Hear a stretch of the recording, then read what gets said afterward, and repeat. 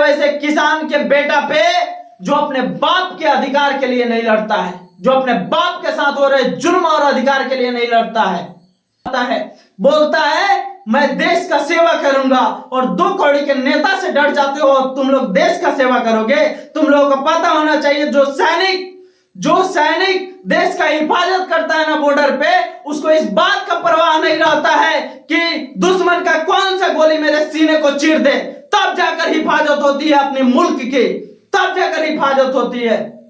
ऐसे ही हिफाजत नहीं होती है। और तुम लोग 2 कौड़ी के नेताओं से डर जाते हो, तो कैसे मान लूं मैं कि तुम लोग देश का हिफाजत करोगे। लूट रहे हैं गद्दार हमारे देश के किसानों। भगत सिंह को मैं अपना आइडियल मानता हूं, और भगत सिंह को आइडियल इसलिए मानता हूं क्योंकि वो युवाओं में क्रांति लाए, और उनका बलिदान हमारे देश के लिए था ना, वो बहुत बड़ा बलिदान था। इतिहास पढ़ो भगत सिंह का, 23 साल की उम्र में फांसी के फंदा पे चढ़ के अपने देश को आजाद कराने के लिए। और लानत है तुम लोगों के पैदाइशी पे जो नेताओं के झंडा लेकर घूमते हो, लानत है। अपने बाप के लिए भी तो आवाज उठा लो, जो जिन किसानों का तुम औलाद हो और जिन किसानों के साथ अत्याचार हो रहा है उसके लिए आवाज उठाओ। अगर तुम लोग आवाज नहीं उठाए अपने बाप के लिए ना, तो कोई मतलब नहीं होता है तुम्हारे शिक्षा का, कोई मतलब नहीं होता है, कोई फायदा नहीं है। मत उठाओ आवाज, छोड़ दो ऐसे ही अपने बाप को 12 घंटा धूप में हमारा देश कृषि प्रधान देश है। जिस देश की अर्थव्यवस्था में 20% किसानों का योगदान हो, उस देश के किसानों के साथ कुत्ता जैसा दुर्व्यवहार हो रहा है। 1 महीना पे यूरिया मिलता है किसानों को, लेकिन उसके लिए किसी को मतलब नहीं है। देख लो, आंख खोलकर देख लो, तुम लोगों के माता बहने भाई पिता के साथ कैसा दुर्व्यवहार किया जा रहा है। 12 घंटा लाइन में खड़ा लगा कराकर कतार में खड़ा कराने के बाद यूरिया मिल रहा है। शर्म करो। नेताओं, एमएलए, एमपी के पीछे घूमने वालों, झंडा को लेकर घूमने वालों, पार्टी के झंडा और चपलूसी करने वालों, अपने बाप के साथ भी कभी खड़ा हो जाओ। अपने बाप की आवाज को भी मजबूत करो, ताकि तुम लोगों के बाप के साथ जो अत्याचार हो रहा है वो ना हो। मैं भी किसान का बेटा हूं, मैं भी मर्द की तरह आवाज उठाऊंगा, और मैं किसी नेता से नहीं डरता, क्योंकि एक क्रांतिकारी नेताओं से नहीं डरता, 2 कौड़ी के नेताओं से इसलिए नहीं डरता क्योंकि मैं अच्छी तरह से जानता हूं कि भारत के डेमोक्रेसी में कुछ ऐसे लोग थे जो अकेले अंग्रेजों के दांत खट्टा कर दिए थे।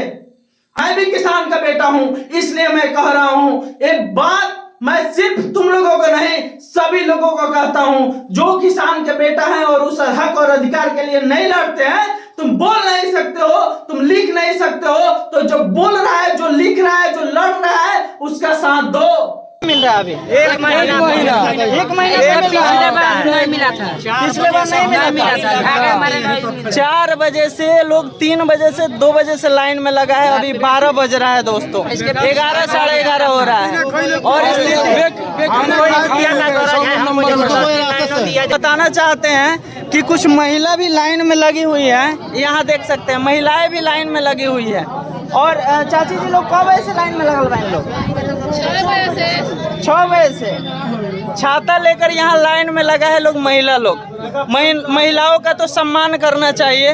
बताइए, आवाज किसानों का दर्द और तकलीफ पूरे भारत में हर लोगों तक जाना चाहिए। तो एक बार दिखा दीजिए इस तस्वीर को, पूरे भारत के लोगों को दिखा दीजिए किसानों का दुर्दशा की 12 घंटा लाइन में लगने के बाद किसानों को, मतलब जो कृषि प्रधान देश है, जिस देश के जीडीपी में 20% योगदान किसानों का होता है, कृषि का होता है, उस देश के किसानों का ऐसा स्थिति है। लानत है, लानत है ऐसी व्यवस्था पे, लानत है, क्योंकि किसानों के साथ अत्याचार हो रहा है। धन्यवाद दोस्तों। अगर मुझसे मेरी बात किसी को चुभी हो, किसी को गलत लगी हो, उनसे मैं माफी चाहता हूं, लेकिन नेताओं को मैं बख्शूंगा नहीं, जो लूट रहे हैं। और किसानों को, उनको 12 घंटा लाइन में लगने के बाद 200-250 का यूरिया मिलता है, तो 12 घंटे लाइन में नहीं लगने देंगे।